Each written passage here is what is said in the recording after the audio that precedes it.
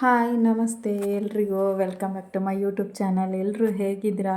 ಆರಾಮಾಗಿದ್ದೀರಾ ಅಂದ್ಕೊಂಡಿದ್ದೀನಿ. ನಾನು 10 ಡೇಸಿಂದ ವೀಡಿಯೋ ಹಾಕೋಕ್ಕಾಗಿರಲಿಲ್ಲ. ಯಾಕೆಂದರೆ ನನಗೆ ಸ್ವಲ್ಪ ಆರಾಮಿರಲಿಲ್ಲ, ಜೊತೆಗೆ ಊರಲ್ಲೂ ಇರಲಿಲ್ಲ. ಸ್ವಲ್ಪ ಕೆಲಸ ಇತ್ತು, ಬ್ಯುಸಿ ಇದೆ. ಹಾಗಾಗಿ ಬೆಳಗ್ಗೆ ರಂಗೋಲಿ ಆ ಥರ ಹಾಕ್ಕೊಂಡಿದ್ದೆ. ಹೇಗಿದೆ ರಂಗೋಲಿ ಕಮೆಂಟ್ ಮಾಡಿ, ಇಷ್ಟ ಆಯಿತಾ ಅಂತ ಅಂದ್ಬಿಟ್ಟು. ಬೆಳಗ್ಗೆ ಅಕ್ಕಿ ಮತ್ತು ಕಾಳು ಬೇಳೆ ಎಲ್ಲ ನೆನೆಸಿಟ್ಟೋಗಿದೆ. ದಾಲ್ ಕಿಚಡಿ ಮಾಡ್ಕೊಳ್ಬೋದು ಅಥವಾ ದೋಸೆನೂ ಮಾಡ್ಕೊಬೋದು, ಯಾವುದಾದ್ರೂ ಒಂದು ಮಾಡ್ಕೊಳ್ಳೋಣ ಅಂತ ಅಂದ್ಬಿಟ್ಟು ನೈಟ್ ಊಟಕ್ಕೆ. ಅದಕ್ಕೆ ಸಂಜೆ ರುಬ್ಬೋಣ ಅಂತ ಅಂದ್ಬಿಟ್ಟು ಸಿಕ್ಕಾಪಟ್ಟೆ ಥಂಡಿ ಗಾಳಿ, ಸ್ವೆಟರ್ ಹಾಕ್ಕೊಂಡಿದ್ದೀನಿ. ಮನೆಯಲ್ಲಿರುವಾಗಲೂ ತುಂಬ ಚಳಿ ಆಗ್ತಿತ್ತು, ಹಾಗಾಗಿ ಸ್ವೆಟರ್ ಹಾಕ್ಕೊಂಡೇ ಕೆಲಸ ಮಾಡ್ಕೊತಿದ್ದೀನಿ. ವಿಂಡೋ ಎಲ್ಲ ಕ್ಲೋಸ್ ಮಾಡಿಬಿಟ್ಟಿದ್ದೀನಿ, ಅಷ್ಟು ಚಳಿ ಆಗ್ತಿತ್ತು. ಫಸ್ಟು ನೆನೆಸಿಟ್ಟೋಗಿದ್ನಲ್ಲ, ಅದನ್ನೆಲ್ಲ ರುಬ್ಬಿಟ್ಕೊಳ್ಳೋಣ ಅಂತ ಅಂದ್ಬಿಟ್ಟು ಸ್ವಲ್ಪ ಚಿಕನ್ ಇತ್ತು, ಅದನ್ನು ತೆಗೆದಿಟ್ಟಿದ್ದೆ. ಫ್ರೈ ಮಾಡ್ಕೊಳ್ಳೋಣ ಅಂತ ಅಂದ್ಬಿಟ್ಟು ನನ್ನ ಪ್ಲ್ಯಾನ್ ಇದ್ದಿದ್ದು ದಾಲ್ ಕಿಚಡಿ ಮಾಡಿ ಚಿಕನ್ ಫ್ರೈ ಮಾಡೋಣ, ಡ್ರೈ ರೋಸ್ಟ್ ಥರ ಅಂತ ಅಂದ್ಕೊಂಡೆ.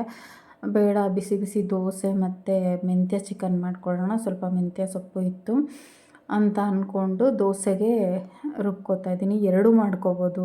ಆಮೇಲೆ ಮಕ್ಕಳು ಲಂಚ್ ಬಾಕ್ಸಿಗೆಲ್ಲ ಬೆಸ್ಟ್ ಇರುತ್ತಿದ್ದು ದೋಸೆ, ಏನೂ ಇದಾಗಲ್ಲ, ಒರಟಾಗಲ್ಲ, ಕ್ರಿಸ್ಪಿ ಆಗೋಲ್ಲ, ತುಂಬ ಸಾಫ್ಟಾಗಿ ಚೆನ್ನಾಗಿರುತ್ತೆ. ವಯಸ್ಸಾದವರು ತಿನ್ಬೋದು. ಕಾಫಿಗೆ ಇಟ್ಟಿದ್ದೀನಿ, ಕಾಫಿ ಹಂಗೆ ರುಬ್ಕೊಂಡು ಕಾಫಿನೂ ಮಾಡ್ಕೊಬೋದು ಈ ಸೈಡು ಅಂತ ಅಂದ್ಬಿಟ್ಟು. ಇದೊಂದು ಹೊಸ ಅತಿಥಿ ನಮ್ಮ ಮನೆಯಾಗೆ. ಇನ್ನು ಇದ್ರ ಜೊತೆಗೆ ಒಂದು 2 ಗಿಡ ಎಕ್ಸ್ಟ್ರಾ ಇದೆ, ಅದು ಬೆಡ್ರೂಮಲ್ಲಿ ಇಟ್ಕೊಂಡಿದ್ದೀನಿ. ಇದು ಮನಿ ಪ್ಲ್ಯಾಂಟು. ನಾನು ಬೆಂಗಳೂರಿಗೆ ಹೋಗಿದ್ನಲ್ಲ ಅಕ್ಕ ಮನೆಗೆ, ಅವಾಗ ತೊಗೊಂಬಂದಿದ್ದು. ಅಲ್ಲಿ ನರ್ಸರಿ ಇದೆ, ಹತ್ರನೇ ಇದೆ ಮನೆ ಹತ್ರ. ರೀಸನಬಲ್ ಪ್ರೈಸ್ ಅಂತ ಅಂದ್ಬಿಟ್ಟು ತೊಗೊಂಬಂದೆ. ಸಿಕ್ಕಾಪಟ್ಟೆ ಥಂಡಿ ಇದ್ದಿದ್ದರಿಂದ ವಿಂಡೋನು ಕ್ಲೋಸ್ ಮಾಡಿದೆ. ಭಾಳ ದಿನ ಆಗಿದೆ ವಿಡಿಯೋ ಹಾಕಿ, ಪ್ಲೀಸ್ ಯಾರೂ ಬೇಜಾರು ಮಾಡ್ಕೋಬೇಡಿ. ಹೊಸೊಬ್ರು ನನ್ನ ಚಾನಲ್ ನೋಡಿದ್ರೆ ಸಬ್ಸ್ಕ್ರೈಬ್ ಮಾಡ್ಕೊಂಡು ನೋಡಿ, ಫ್ರೆಂಡ್ಸ್ ಆ್ಯಂಡ್ ಫ್ಯಾಮಿಲಿಗೆ ಶೇರ್ ಮಾಡಿ, ಪ್ಲೀಸ್ ಒಂದು ಸಪೋರ್ಟ್ ಮಾಡಿ. ರುಬ್ಬಿಟ್ಕೊಂಡಿದ್ದಾಯಿತು. ಇದು ಸ್ವಲ್ಪ ಹೆಸರು ಕಾಳು ಹಾಕಿರೋದ್ರಿಂದ ಚೂರು ಲೈಟಾಗಿ ಗ್ರೀನಿಶ್ ಬರುತ್ತೆ. ಹೆಸರು ಬೇಳೆ ಬೇಕಾದರೂ ಹಾಕ್ಕೋಬೋದು, ನಿಮಗೆ ಬೇಕು ಅಂದರೆ ಕಡಲೆಬೇಳೆ ಹೆಸರು ಬೇಳೆನೂ ಹಾಕ್ಕೋಬೋದು. ನಾನು ಕಡಲೆಬೇಳೆ ಸೇರಿಸ್ಕೊಂಡಿದ್ದೀನಿ, ಹೆಸರು ಬೇಳೆ ಇಲ್ಲ, ಹೆಸರು ಕಾಳು ಹಾಕಿದ್ದೀನಿ. ಸ್ವಲ್ಪ ಉಪ್ಪು ಸೇರಿಸ್ಕೊಂಡು ಚೂರು ಮಿಕ್ಸ್ ಮಾಡಿ ಒಂದು 10 ಮಿನಿಟ್ಸ್ ಅಥವಾ ಒಂದು ಅರ್ಧ ಗಂಟೆ ಟೈಮ್ ಇತ್ತು ಅಂದರೆ ರೆಸ್ಟ್ ಮಾಡೋಕ್ಕೆ ಇಡ್ಬೋದು. ಇಲ್ಲ ರುಬ್ಬಿದ ತಕ್ಷಣವೂ ಹಾಕ್ಕೋಬೋದು. ನೀವು ನಾಳೆ ಲಂಚ್ ಬಾಕ್ಸಿಗೆ ಏನು ಮಾಡೋದು ಅಂತ ತಲೆ ಕೆಡಿಸ್ಕೊಳ್ಳೋ ಬದಲು ನೈಟ್ ನೆನೆಸ್ಬಿಟ್ಟು ಬೆಳಗ್ಗೆ ಬೇಕಾದರೂ ಇದನ್ನು ಮಾಡ್ಕೋಬೋದು. ತುಂಬ ಚೆನ್ನಾಗಿರುತ್ತೆ, ಮಕ್ಕಳಿಗೆ ಹೆಲ್ದಿಯಾಗಿರುತ್ತೆ. ಅದಕ್ಕೆ ಒಂದು ಮೆಂತ್ಯ ಚಿಕನ್ ಮಾಡ್ಕೊಳ್ಳೋಣ ಅಂತ ಅಂದ್ಬಿಟ್ಟು ಒಂದು ಈರುಳ್ಳಿ ಮತ್ತು ಒಂದು ಟೊಮೆಟೊನ ಇದು ಅಷ್ಟೇ ಸಿಂಪಲ್ಲು, ರುಬ್ಬೋದು ಏನೂ ಇಲ್ಲ, ಜಸ್ಟ್ ಒಗ್ಗರಣೆಗೆ ಹಾಕ್ಕೋತಿದ್ದೀನಿ ಅಷ್ಟೇ. ಶುಂಠಿ ಬೆಳ್ಳುಳ್ಳಿ ಪೇಸ್ಟು, ಈರುಳ್ಳಿ, ಟೊಮೆಟೊ, ಸ್ವಲ್ಪ ಸಾಂಬಾರು ಪುಡಿ ಹಾಕ್ಕೋತೀನಿ ಅಷ್ಟೇ. ಅದನ್ನು ಹಾಕ್ಕೊಂಡ್ರೆ ಟೇಸ್ಟ್ ಚೆನ್ನಾಗಿರೋದು. ಮೆಂತ್ಯ ಸೊಪ್ಪು ಒಂದು ಅರ್ಧ ಕಟ್ಟಿತ್ತು, ಅದೊಂದೇ ಸೊಪ್ಪು ಇದ್ದಿದ್ದು, ಅದರಲ್ಲಿ ಇನ್ನೇನು ಮಾಡ್ಲಿಕ್ಕೆ ಬರಲ್ಲ. ಹಾಗಾಗಿ ಇದನ್ನು ಮಾಡ್ಕೊಬಿಡೋಣ ಅಂತ ಪ್ಲ್ಯಾನ್ ಮಾಡಿ ಮಾಡಿಕೊಂಡೆ. ತುಂಬ ಅಂದರೆ ತುಂಬ ಚೆನ್ನಾಗಿತ್ತು. ಮಳೆ ಚಳಿಗೆ ಆ ದೋಸೆಗೂ ಮತ್ತು ಸ್ವಲ್ಪ ಖಾರವಾಗಿತ್ತಲ್ಲ, ತುಂಬ ಟೇಸ್ಟಿಯಾಗಿ ಚೆನ್ನಾಗಿತ್ತು. ನಮ್ಮ ಮನೇಲಿ ಸ್ವಲ್ಪ ಖಾರ ಕಡಿಮೆ. ನಿಮಗೆ ಬೇಕು ಅಂದರೆ ಹಸಿಮೆಣ್ಸಿನ್ಕಾಯಿನೂ ಹಾಕ್ಕೊಂಡು ಸ್ವಲ್ಪ ಹೆಚ್ಚಾಕ್ಬಿಟ್ಟು ಮಾಡ್ಕೊಬೋದು. ನನ್ನ ಮಗ ಖಾರ ತಿನ್ನಲ್ಲ, ಹಂಗಾಗಿ ನಾನು ಖಾರ ಕಡಿಮೆ ಹಾಕಿಲ್ಲ. ಹಸಿಮೆಣ್ಸಿನ್ಕಾಯಿನ ಹಾಕ್ಕೊಂಡ್ರೆ ಖಾರ ಚೆನ್ನಾಗಿರುತ್ತೆ. ಮೊದಲು ಒಂದು ಪ್ಯಾನ್ ಇಟ್ಬಿಟ್ಟು ಅದಕ್ಕೆ ಸ್ವಲ್ಪ ಎಣ್ಣೆ ಹಾಕಿ ಸೋಂಪು ಮತ್ತು ಡ್ರೈ ಸ್ಪೈಸಸ್ ಹಾಕ್ಕೋತಿದ್ದೀನಿ. ಏನಿಲ್ಲ, ಚಕ್ಕೆ ಲವಂಗ ಅಷ್ಟೇ, ಇನ್ನೇನು ಬೇರೆ ಏನೂ ಆ್ಯಡ್ ಮಾಡ್ಕೊಂಡಿಲ್ಲ.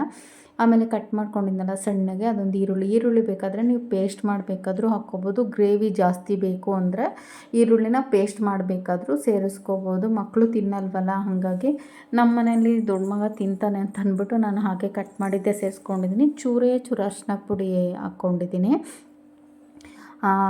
ಅದು ಚೆನ್ನಾಗಿರುತ್ತೆ ಅಂತ ಅಂದ್ಬಿಟ್ಟು ಸ್ವಲ್ಪ ಫ್ರೈ ಆಗಬೇಕು. ಈರುಳ್ಳಿ ಚೆನ್ನಾಗಿ ಫ್ರೈ ಆದಮೇಲೆ ಮೆಂತ್ಯ ಸೊಪ್ಪನ್ನ ಸೇರಿಸ್ಕೋತಾ ಇದ್ದೀನಿ, ಸಣ್ಣದಾಗಿ ಕಟ್ ಮಾಡಿ ಸೇರಿಸ್ಕೋತಾ ಇದ್ದೀನಿ. ಇದು ಎಣ್ಣೆಲೇ ಫ್ರೈ ಮಾಡೋದ್ರಿಂದ ಸ್ವಲ್ಪ ಕಹಿ ಅಂಶ ಕಡಿಮೆ ಆಗುತ್ತೆ ಅಂತ ಅಂದ್ಬಿಟ್ಟು ಅಷ್ಟೇ.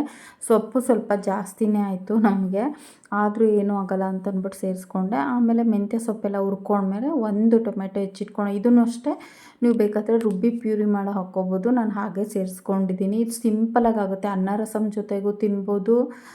ಸ್ವಲ್ಪ ಗ್ರೇವಿ ನೀರು ಸೇರಿಸ್ಕೊಂಡು ಗ್ರೇವಿ ಥರ ಮಾಡಿಕೊಂಡು ದೋಸೆ ಚಪಾತಿಗೂ ತಿನ್ಕೋಬೋದು, ಇವನ್ ಇಡ್ಲಿಗೂ ತಿನ್ಕೋಬೋದು. ಟೊಮೆಟೊ ಒಂಚೂರು ಸ್ಮ್ಯಾಶ್ ಆದಮೇಲೆ ಚಿಕನ್ ಸೇರಿಸ್ಕೋತಾ ಇದ್ದೀನಿ. ಚಿಕನ್ ಕ್ಲೀನಾಗಿ ತೊಳೆದು ಡ್ರೈನ್ ಮಾಡಿ ಇಟ್ಕೊಂಡಿದ್ದೆ, ಅದನ್ನು ಸೇರಿಸ್ಕೊಂಡು ಚೆನ್ನಾಗಿ ಮಿಕ್ಸ್ ಮಾಡ್ಕೋತಾ ಇದ್ದೀನಿ. ಇದಕ್ಕಿಂತ ಮುಂಚೆ ಶುಂಠಿ ಬೆಳ್ಳುಳ್ಳಿ ಪೇಸ್ಟ್ ಹಾಕಿದ್ದೆ, ಆ ಕ್ಲಿಪ್ಪಿಂಗು ಮಿಸ್ ಆಗಿದೆ, ನೀವು ಹಾಕ್ಕೊಳ್ಳಿ. ಟೊಮೆಟೊ ಹಾಕ್ತಿರಲ್ಲ ಆಗ ಒಂದು ಅರ್ಧ ಸ್ಪೂನು ಶುಂಠಿ ಬೆಳ್ಳುಳ್ಳಿ ಪೇಸ್ಟ್ ಹಾಕ್ಕೊಳ್ಳಿ, ಅಥವಾ ನೀವು ಬೆಳ್ಳುಳ್ಳಿ ಜಜ್ಜಿ ಬೇಕಾದರೂ ಸೇರಿಸ್ಕೋಬೋದು. ಅದು ಇನ್ನೊಂದು ಥರ ಡಿಫ್ರೆಂಟಾಗಿ ಚೆನ್ನಾಗಿರುತ್ತೆ ಟೇಸ್ಟು. ನಾನು ಶುಂಠಿ ಬೆಳ್ಳುಳ್ಳಿ ಪೇಸ್ಟ್ ಇತ್ತಲ್ಲ, ನಾನು ಅದನ್ನೇ ಸೇರಿಸ್ಕೊಂಡಿದ್ದೀನಿ. ಅದು ಕ್ಲಿಪ್ಪಿಂಗ್ ಮಿಸ್ ಆಗಿದೆ ಆ್ಯಕ್ಚುಲಿ. ಇಲ್ಲ, ಸೇರಿಸ್ಕೊಳ್ಳಿ ನೀವು. ಚೂರು ಉಪ್ಪು ಮತ್ತು ಇದು ಚೆನ್ನಾಗಿ ಚಿಕನ್ನು ಇದ್ರ ಜೊತೆ ಹೊಂದ್ಕೋಬೇಕು. ಚೆನ್ನಾಗಿ ಸ್ವಲ್ಪ ಹುರ್ಕೊಳ್ಳಿ ಎಣ್ಣೆಯಲ್ಲಿ. ಇವಾಗ ಉಪ್ಪು ಸೇರಿಸ್ಕೊಳ್ಳಿ, ಎಷ್ಟು ಬೇಕಷ್ಟು ಟೇಸ್ಟ್ ನೋಡಿಕೊಂಡು. ಅದಕ್ಕೆ ಟೇಸ್ಟಿಗೆ ತಕ್ಕನಾಗಿ ಚೂರು ಉಪ್ಪು ಸೇರಿಸ್ಕೊಳ್ಳಿ. ಸ್ವಲ್ಪ ಕಡಿಮೆನೇ ಹಾಕ್ಕೊಳ್ಳಿ, ಆಮೇಲೆ ಬೇಕು ಅಂದರೆ ನಾವು ಸೇರಿಸ್ಕೋಬೋದು. ಉಪ್ಪಿನ ವಿಚಾರದಲ್ಲಿ ಮಾತ್ರ ಎಷ್ಟು ಕೇರಾಗಿ ಹಾಕಿದ್ರೂ ಕಡಿಮೆನೇ. ಕೆಲವೊಮ್ಮೆ ನಾವು ಕಡಿಮೆ ಅಂತ ಸರಿ ಹೋಗುತ್ತೆ ಅಂತ ಹಾಕಿರ್ತೀವಿ, ಅದು ಜಾಸ್ತಿನೇ ಆಗಿಬಿಟ್ಟಿರುತ್ತೆ, ಹಂಗಾಗುತ್ತೆ. ಅದಕ್ಕೆ ಚೆನ್ನಾಗಿ ಎಣ್ಣೆಯಲ್ಲಿ ಫ್ರೈ ಮಾಡ್ಕೋಬೇಕು. ಇದು ಎಷ್ಟು ಚೆನ್ನಾಗಿ ಫ್ರೈ ಮಾಡ್ಕೋತೀವೋ ಅಷ್ಟು ಚೆನ್ನಾಗಿರುತ್ತೆ. ನಾನು ಸ್ವಲ್ಪ ನೀರು ಸೇರಿಸ್ಕೋತಾ ಇದ್ದೀನಿ, ಯಾಕೆಂದರೆ ನನಗೆ ದೋಸೆ ತಿನ್ನಲಿಕ್ಕೆ ಸ್ವಲ್ಪ ಗ್ರೇವಿ ಥರ ಬೇಕು. ನಿಮಗೆ ಅನ್ನ ಸಾಂಬಾರಿಗೆಲ್ಲ ತಿಂತೀರಾ ಅಂದರೆ ನೀವು ನೀರು ಸೇರಿಸ್ಕೊಳ್ದಿರ ಹಾಗೇ ಮಾಡ್ಕೋಬೋದು. ಆಮೇಲೆ ನಾನು ಕುಕ್ಕರಲ್ಲಿ ಮಾಡ್ಕೋತಾ ಇದ್ದೀನಿ, ನೀವು ಕಡಾಯಲ್ಲಿ ಬೇಕಾದರೂ ಮಾಡಿಕೊಂಡು ಟೇಸ್ಟ್ ಮಾಡ್ಬೋದು. ತುಂಬ ಚೆನ್ನಾಗಿರುತ್ತೆ. ಮಳೆ ಟೈಮಲ್ಲಿ ಮಾತ್ರ, ಮಳೆ ಚಳಿ ಆ ಟೈಮಿಗೆ ಚೆನ್ನಾಗಿರುತ್ತೆ. ಅಥವಾ ಜ್ವರ ಬಂದು ಬಿಟ್ಟಿರುತ್ತಲ್ಲ, ಆವಾಗಲೂ ಅಷ್ಟೇ ಬಾಯಿ ಸಪ್ಪೆ ಸಪ್ಪೆ ಆಗ್ತಿರುತ್ತಲ್ಲ, ಅದಕ್ಕೂ ಟೇಸ್ಟ್ ಚೆನ್ನಾಗಿರುತ್ತೆ. ನಾನು ಒಂದು ಅರ್ಧ ಗ್ಲಾಸ್ ನೀರು ಸೇರಿಸ್ಕೊಂಡಿದ್ದೀನಿ, ನನಗೆ ಗ್ರೇವಿ ಈ ಥರ ಬೇಕು ಅಂತ ಅಂದ್ಬಿಟ್ಟು. ನೀವು ಡ್ರೈ ತಿಂತೀರಿ ಅಂತಂದರೆ ಅನ್ನ ಸಾಂಬಾರಿಗೆಲ್ಲ ಅಥವಾ ಬಿರಿಯಾನಿಗೂ ಮಾಡ್ಕೋಬೋದು ಸೈಡ್ ಡಿಶ್ಶಾಗಿ. ಕಬಾಬ್ ತಿಂದು ಬೇಜಾರಾಗಿರುತ್ತಲ್ಲ ಆವಾಗ. ಹಾಗಾಗಿ ನೀವೇನು ನೀರು ಸೇರಿಸ್ಕೊಳ್ಳೋ ಅವಶ್ಯಕತೆ ಇಲ್ಲ. ನಾನೊಂದು ಅರ್ಧ ಗ್ಲಾಸ್ ನೀರು ಸೇರಿಸ್ಕೊಂಡು ಅದಕ್ಕೆ ಸ್ವಲ್ಪ ಸಾಂಬಾರು ಪುಡಿ ಸೇರಿಸ್ಕೊತಾ ಇದ್ದೀನಿ. ಅಂದರೆ ನಮ್ಮದು ಧನಿಯಾ ಖಾರ ಎಲ್ಲ ಒಟ್ಟಿಗೆ ಇರುತ್ತೆ, ಆ ಸಾಂಬಾರು ಪುಡಿ ಸೇರಿಸ್ಕೊತಾ ಇದ್ದೀನಿ. ನೀವು ಸಪ್ರೇಟ್ ಇತ್ತು ಅಂದರೆ ಧನಿಯಾ ಪುಡಿ ಸ್ವಲ್ಪ, ಖಾರ ಪುಡಿ ಸ್ವಲ್ಪ ನಿಮ್ಮ ರುಚಿಗೆ ತಕ್ಕ ಹಾಗೆ ಸೇರಿಸ್ಕೋಬೋದು. ಈಗ ಸ್ವಲ್ಪ ಕುದಿ ಬರ್ತಿದ್ದಂಗೆ ನಾನು ಉಪ್ಪು ಟೇಸ್ಟ್ ನೋಡಿಕೊಂಡು ಕುಕ್ಕರ್ ಕ್ಯಾಪ್ನ ಕ್ಲೋಸ್ ಮಾಡ್ತಿದ್ದೀನಿ. ಒಂದೇ ಒಂದು ವಿಷಲ್ ಆದರೆ ಸಾಕು, ಯಾಕೆಂದರೆ ಒಂದು ಅರ್ಧ ಭಾಗ ನಾನು ಫ್ರೈ ಮಾಡ್ಕೊಂಡಿದ್ದೀನಿ, ಎಣ್ಣೆಲೆ ಚೆನ್ನಾಗಿ ಬೇಯಿಸ್ಕೊಂಡಿದ್ದೀನಿ. ಬೇಗ ಆಗಲಿ ಅಂತ ಅಂದ್ಬಿಟ್ಟು ಕುಕ್ಕರ್ ಕ್ಲೋಸ್ ಮಾಡಿದೆ ಅಷ್ಟೇ. ಇಲ್ಲಾಂದರೆ ಅಷ್ಟೇನು ಫಾಸ್ಟಾಗಿ ಕಡಾಯಲ್ಲಿ ಮಾಡಿಕೊಂಡ್ರೆ ಒಂದು ಕಾಲು ಗಂಟೆಯಲ್ಲೆಲ್ಲ ಆಗೋಗುತ್ತೆ. ಅದು ಪ್ರೆಷರ್ ಹೋಗೋ ಅಷ್ಟೊತ್ತಿಗೆ ದೋಸೆನೂ ಮಾಡ್ಕೊಬಿಡ್ತೀನಿ. ಹಶ್ವಾಗ್ತಿತ್ತು, ಟ್ಯಾಬ್ಲೆಟ್ ಬೇರೆ ತೊಗೋಬೇಕಿತ್ತು. ಹಾಗಾಗಿ ಇದು ಕಬ್ಬಿಣದ್ದು ಹೆಂಚು ತುಂಬ ಚೆನ್ನಾಗಿದೆ. ದೋಸೆ ಎಷ್ಟು ಚೆನ್ನಾಗಿ ಬರುತ್ತೆ ಗೊತ್ತಾ. ಕಡಿಮೆ ಆಯಿಲಿದ್ರು ಅಥವಾ ಆಯಿಲ್ ಯೂಸ್ ಮಾಡಲಿಲ್ಲ ಅಂದರೂ ನಡೆಯುತ್ತೆ. ನಾನೊಂದು ಸ್ವಲ್ಪ ಹಾಕ್ಕೋತೀನಿ ಎಣ್ಣೆ, ಇಲ್ಲಾಂದರೆ ದೋಸೆ ತಿನ್ನೋಕ್ಕೆ ಆಗೋಲ್ಲ. ಇದು ಇನ್ನೂ ಕಾಳು ಮತ್ತು ಬೇಳೆಯಿಂದ ಮಾಡಿರೋದ್ರಿಂದ ಸ್ವಲ್ಪ ಒರಟಾಗುತ್ತೆ, ಎಣ್ಣೆ ಹಾಕಿದ್ರೇ ಟೇಸ್ಟ್ ಇರೋದು. ಹಾಗಾಗಿ ನಾನು ಸ್ವಲ್ಪ ಎಣ್ಣೆ ಸೇರಿಸ್ಕೋತೀನಿ. ನೋಡಿ ತೋರಿಸ್ತೀನಿ, ತುಂಬ ಚೆನ್ನಾಗಿ ಬರುತ್ತೆ. ಇದನ್ನು ನಾನು ಆನ್ಲೈನಲ್ಲಿ ತರಿಸ್ಕೊಂಡಿದ್ದು. ಇಲ್ಲಿನ ಲೋಕಲ್ ಶಾಪಲ್ಲಿ ಸಿಗುತ್ತಾ ಇಲ್ವ ಗೊತ್ತಿಲ್ಲ, ನಾನು ಆನ್ಲೈನಲ್ಲೇ ತರಿಸ್ಕೊಂಡಿದ್ದು ಅಮೆಝಾನಿಂದ. ಬೇಕು ಅಂದರೆ ಲಿಂಕ್ ಹಾಕ್ತೀನಿ ನಿಮಗೆ. ತುಂಬ ಚೆನ್ನಾಗಿದೆ, ಕ್ವಾಲಿಟಿನೂ ಅಷ್ಟೇ. ಅದು ಹೆಂಚಿಂದು ತುಂಬ ಅಂದರೆ ತುಂಬ ಚೆನ್ನಾಗಿದೆ, ಸಖತ್ ಗಟ್ಟಿ ಇದೆ, ತೂಕ ಇದೆ. ಮಿಸ್ಸಾಗಿ ಏನಾರು ಕಾಲ ಮೇಲೆ ಬಿದ್ದರೆ ಅಷ್ಟೇ ನಮ್ಮ ಕಾಲಿನ ಕತೆ. ಒಂದು ಅರ್ಧ ಸ್ಪೂನ್ ಎಣ್ಣೆ ಸೇರಿಸ್ಕೊತಾ ಇದ್ದೀನಿ. ಎಣ್ಣೆ ಸೇರಿಸಿಲ್ಲ ಅಂದ್ರೂ ಬರುತ್ತೆ ದೋಸೆ, ಅಷ್ಟು ಕ್ಲೀನಾಗೆ ನಾನ್ ಸ್ಟಿಕ್ ಥರನೇ ಚೆನ್ನಾಗಿದೆ. ಚಪಾತಿ ಒಬ್ಬಟ್ಟು ಇಲ್ಲ ಮಾಡ್ಕೊಬೋದು, ಬಟ್ ನಾನು ದೋಸೆಗೆ ಅಂತಲೇ ಫಿಕ್ಸ್ ಮಾಡಿ ಇಟ್ಬಿಟ್ಟಿದ್ದೀನಿ. ಚೆನ್ನಾಗಿದೆ. ದೋಸೆ ಮಾಡೋದೇ ಅಪರೂಪ. ನನ್ನ ಚಿಕ್ಕ ಮಗ ಇದ್ದರೆ ಮಾತ್ರ ದೋಸೆ ಅಷ್ಟೊಂದು ಇಷ್ಟಪಡ್ತಾನೆ, ಇವನೇನು ಇಷ್ಟಪಡಲ್ಲ. ಬಟ್ ಇದು ಪ್ರೋಟೀನ್ ದೋಸೆ ಅಂತ ಅಂದ್ಬಿಟ್ಟು ತಿಂತೀಯಾನಷ್ಟೇ, ಇವನಿಗೇನು ದೋಸೆ ಇಷ್ಟ ಆಗೋದಿಲ್ಲ ಅಷ್ಟೊಂದು.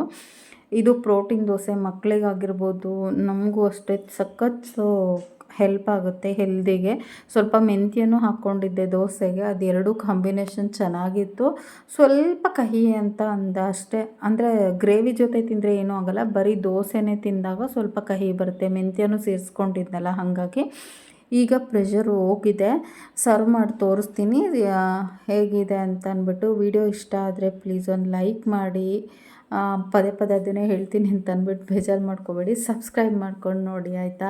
ಫ್ರೆಂಡ್ಸ್ ಆ್ಯಂಡ್ ಫ್ಯಾಮಿಲಿಗೆ ಸಾಧ್ಯ ಆದರೆ ಪ್ಲೀಸ್ ಒಂದು ಶೇರ್ ಮಾಡಿ.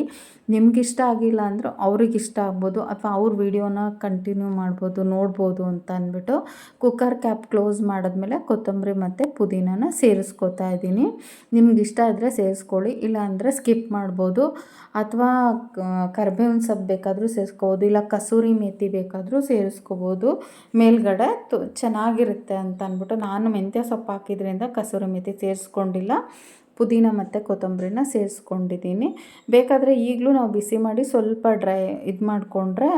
ಫ್ರೈ ಮಾಡಿಕೊಂಡ್ರೆ ಡ್ರೈ ಆಗುತ್ತೆ, ಆವಾಗಲೂ ಚೆನ್ನಾಗಿರುತ್ತೆ. ಬೇರೆ ಥರ ಅನ್ನ ಸಾಂಬಾರೆಲ್ಲ ತಿನ್ನೋದಕ್ಕೂ ಚೆನ್ನಾಗಿರುತ್ತೆ. ಗೊಜ್ಜು ಥರ ಆಗೋಗುತ್ತೆ, ಚಿಕನ್ ಗೊಜ್ಜು ಥರ ಆಗೋಗುತ್ತೆ. ಅನ್ನ ಕಲ್ಸ್ಕೊಂಡು ತಿನ್ನೋದಕ್ಕೆ ಚೆನ್ನಾಗಿರುತ್ತೆ. ಇವತ್ತಿನ ದಿನ ಹೀಗಿತ್ತು. ಆರಾಮಿಲ್ದಿದ್ದ ಕಾರಣ ಜಾಸ್ತಿ ವಿಡಿಯೋ ಮಾಡ್ಕೊಂಡಿಲ್ಲ. ಹೇಗಿತ್ತು ವಿಡಿಯೋ?